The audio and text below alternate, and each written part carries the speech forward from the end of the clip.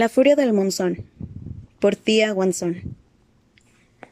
Capítulo 28.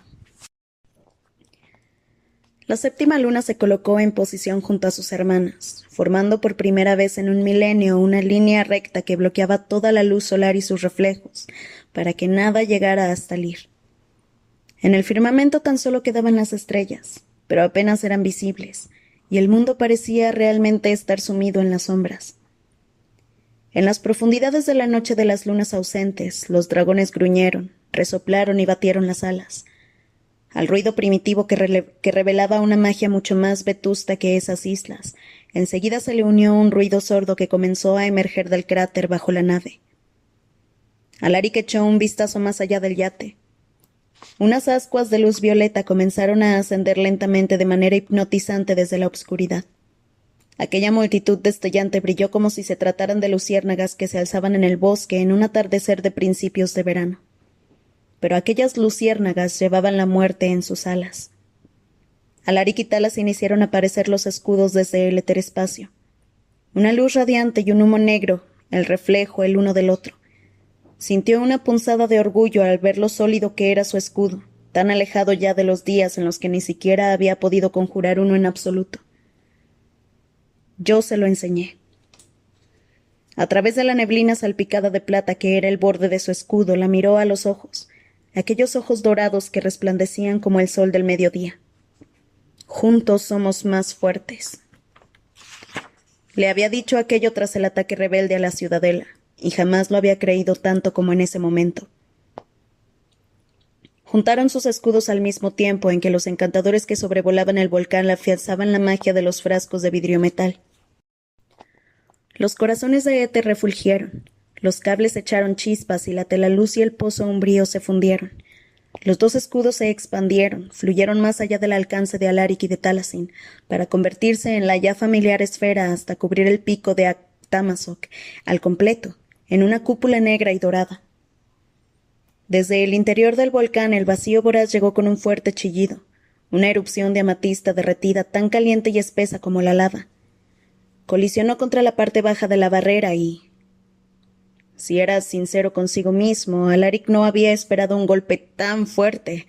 Podrían haberse pasado años en lugar de meses entrenando y aún así nada habría podido prepararlo para la magnitud del choque. Absolutamente nada. Eran 1000 veces... No, 1.000.000 de veces más poderoso que todos los cañones de vacío golpeándolos al mismo tiempo.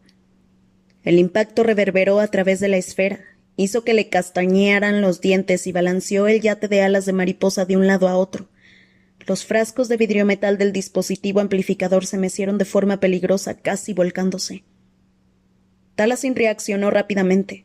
Hizo un brusco movimiento a través del aire para agarrar varios hilos de la telaluz del interior de la esfera. Les dio forma de cuerda y bajo sus órdenes se enredaron de proa a popa, con sumo cuidado de no cortar el casco de la nave. El final de las cuerdas lo conectó a la esfera. El yate ya se mantuvo quieto, enredado entre hilos de magia dorada que se aferraban de forma segura a las paredes curvadas y resplandecientes de la barrera. Alaric pestañeó. Buena idea. A veces se me ocurre alguna. Le soltó. Alaric disimuló a toda prisa la carcajada con una tos, ya que no era el momento de discutir con ella. La grieta de vacío brilló con más intensidad, empujando contra la esfera de eclipse, oleada tras oleada de poder puro y desenfrenado. Durante los siguientes minutos, Alaric y Talasin se centraron en reforzar la barrera a base de canalizar más magia a los puntos débiles. Fue un hito de esfuerzo y concentración inmenso. Talasin palidecía cada vez más y Alaric sentía que se cansaba demasiado deprisa. Con cada golpe que recibían, las cuerdas brillantes que lo mantenían asegurado ejercían presión contra el yate. Tras todos esos meses de entrenamiento aún estaban tan poco preparados. A pesar de los amplificadores que incrementaban la etermancia de ambos a un nivel mucho mayor, era como si trataran de permanecer completamente inmóviles contra un viento capaz de doblar robles por la mitad. «Alaric», se esforzó por decir Talasin entre dientes. «Allí». Señaló una espiral violeta en forma de estrella que se originó bajo sus pies con un palpitar y que se extendió rápidamente a través de las volutas de sol y medianoche. Alaric movió la mano para tapar aquella grieta en el escudo con magia de sombras y los tendones casi se le partieron en dos del esfuerzo. Taliesin lo imitó con su luz. La costura de color amatista comenzó a sellarse, pero por encima apareció otra. La esfera emitió un quejido. Alaric miró en dirección al reloj que había en el puente de mando de la nave, junto al transceptor. ¿Cómo era posible que hubiese pasado tan poco tiempo? Estaba profundamente agotado, le fallaba la vista y veía puntitos negros parpadeantes. «Quedan 45 minutos», dijo, tanto para sí como para Taliesin. El sonido de su propia voz le supuso una conmoción. Se parecía a la voz de su padre, ronca y quebrada. Le dolía la garganta tan solo de hablar. 45 minutos y todo se habrá acabado. Tenemos que resistir hasta entonces. Taliesin asintió de forma débil. Estaba empapada de sudor, temblaba con violencia y tenía la mirada encendida. «Quédate conmigo», susurró ella. Se le entrecortó la respiración. «Por supuesto, ya lo sabes». La barrera onduló y más grietas de luz amatista aparecieron. Intercambiaron una mirada y lanzaron otro golpe de magia combinada, oleadas de negro y dorado que cubrían las grietas. Podría haber gritado del esfuerzo que le suponía hacer aquello. Ambos estaban agotando todas sus fuerzas y tan solo era el principio del calvario. Una pequeña chispa de vacío voraz penetró la barrera. Era brillante y chisporroteaba y no era más que una voluta, pero viajó a la velocidad de la luz y se estrelló contra la mejilla izquierda de Alaric. Durante un aterrador momento solo pudo ver la amatista.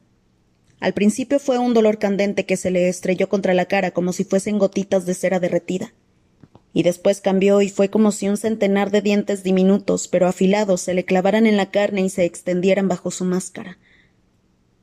En un momento de instinto básico humano se puso las manos en el lateral del rostro mientras caía sobre una rodilla. El interior de metal de la máscara se le clavó en la piel en carne viva y se dobló del dolor.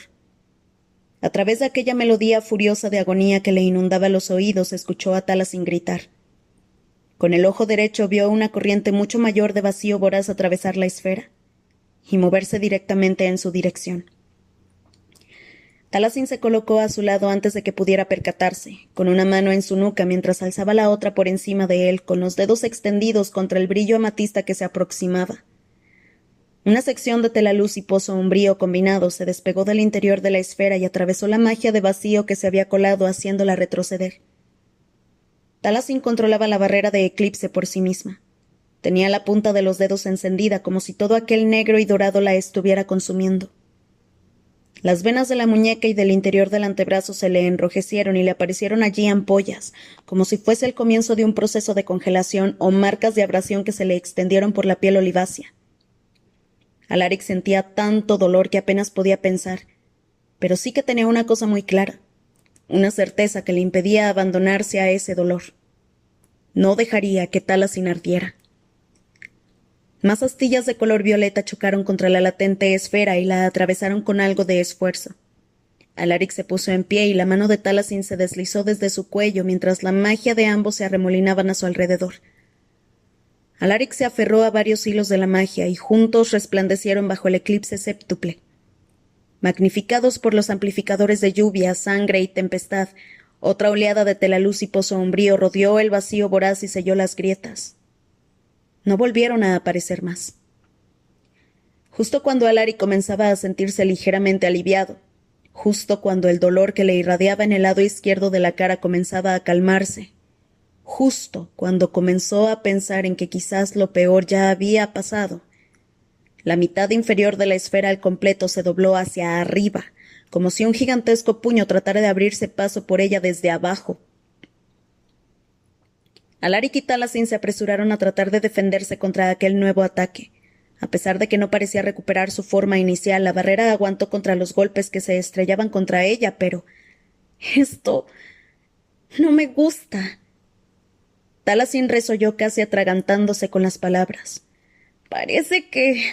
cuanto más luchamos, más lucha de vuelta. Como si estuviese vivo». Terminó Alaric la frase. Como si estuviera defendiéndose. Shan les preguntó cómo iban, aunque la voz era casi inaudible a través del zumbido de la magia. Era obvio que a ella también le faltaba el aire de controlar los corazones de éter de los amplificadores. Sus majestades, sé que no pueden responder ahora mismo, pero algo va mal. Los dragones están intranquilos y se escuchan sonidos. Provienen del interior del volcán.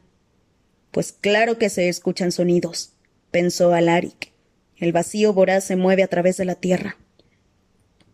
Pero sin embargo, ahora que lo decía, sí que podía escuchar algo. Más allá de las disonantes notas de la telaluz, el pozo umbrío y el vacío voraz que emergían del eterespacio, más allá del resonar de la tierra y de los rugidos distantes de los dragones, había algo más. Era una combinación entre una respiración y un resoplido, como una serpiente que reptaba sobre unas piedras sueltas. Por la expresión de Taliesin supo que ella también lo escuchaba. Debía de ser un ruido muy fuerte para poder distinguirlo desde el interior de la esfera entre aquella vorágine de sonidos. De repente la grieta de vacío se desactivó y las olas se retiraron hacia el cráter. Desde lejos debía de parecer que el volcán repentinamente había inhalado su respiración de volutas violetas. Espirales de muerte de color amatista se retiraron y reptaron hasta las obscuras entrañas de la mismísima tierra, desde donde había salido. Alaric y Taliesin hicieron desaparecer la esfera y se desplomaron sobre la cubierta del yate. Justo a tiempo sintió cómo lo atravesaba el frío, así que se estiró con un agotamiento desesperado y presionó su frente contra la de Taliesin. Ella le agarró con las manos ardientes el rostro. Los efectos posteriores a cuando combinaban su magia desaparecieron lentamente. Le rodeó la máscara de metal hasta llegar a la piel, con cuidado, con sumo cuidado de no tocarlo allí donde el vacío voraz lo había alcanzado. Y así fue como supo que algo no iba bien. Incluso antes de que ella emitiese un grito ahogado y le dijese: «Alaric, tu cara. Por los dioses». El corazón le dio un vuelco. Fue también instintivo el intentar retorcerse y alejarse de ella, pero Taliesin lo agarró con más fuerza y le besó el puente de la nariz y después el hocico tallado de la máscara de lobo. Una absolución. «Estoy bien», murmuró. Y era cierto. Ya no sentía el dolor punzante, tan solo una leve molestia. «No es nada». La frase murió en sus labios cuando bajó la mirada hasta el brazo derecho de Taliesin. Las ampollas se habían desvanecido, ya que la alta tolerancia mágica de su cuerpo les había hecho desaparecer. Pero el patrón de las venas permanecía grabado en un intenso color escarlata desde la muñeca hasta el interior del codo. Ni siquiera podía tocarle el brazo para examinarla mejor, ya que temía arañarla con la punta de sus guanteletes y ocasionarle más daño. En ese momento regresó repentinamente al presente al oler la humedad y la roca volcánica en el aire. Aún estaba oscuro, a excepción de la luz de las estrellas y de las lámparas de fuego de las naves. Los dragones guardaban silencio de manera inquietante. «Es demasiado pronto». Taliesin gateó hasta el transceptor de Heteronda mientras comprobaba el reloj del yate. «Daya Baikar», le dijo. «Aún queda media hora de eclipse. ¿Por qué la grieta de vacío se ha...?» «No sé», dijo Ishan. Susurraba y sonaba perpleja. «Quizás la hemos asustado», dijo Alaric con un quejido, ante lo cual su esposa lo fulminó con la mirada. Pero no le importó. No quería volver a moverse en toda su vida. Pero cuando el retumbar comenzó a escucharse de nuevo y Taliesin se puso en pie con dificultad, él la siguió. Se asomaron por el borde hacia el cráter. Con ayuda del pozo umbrío, Alaric vio unas fauces abiertas y una hilera de dientes colosales que se dirigían a toda velocidad hacia ellos. Alaric se lanzó a toda prisa hacia los controles del yate, prendió los corazones del viento recio y tiró del timón. «¿Qué ocurre?», exigió saber Taliesin, que se aferró al pasamanos. No se molestó en contestarle, ya que enseguida lo vería por sí misma. A través de la heteronda comenzó a ladrar órdenes a Ishan y a sus encantadores para que se alejaran. Forzó el yate para que ascendiera de forma empinada y tras él Taliesin soltó una maldición en voz alta cuando las lámparas de fuego que había en la proa iluminaron lo que se alzaba desde las entrañas de Actamasok. El pequeño navío se alejó del cráter con las fauces y colmillos pisándole los talones. Las fauces emergieron primero y después el resto de un morro alargado y afilado. Tras eso una frente escarpada, unos cuernos curvados y unos ojos reptilianos de color violeta. Todo ello desde el abismo que era el cuello cubierto de escamas blancas, el cual era casi tan ancho como los estrechos marinos del Lir. Las lunas seguían ausentes y las estrellas se movieron en espiral cuando Bakun, el devoramundos, el primer dragón, inmenso, atronador y tan vetusto como el mismísimo tiempo, alzó la cabeza por la cumbre del volcán y abrió las fauces para emitir un rugido de ira y de dolor que retumbó por los cimientos del cielo y de la tierra.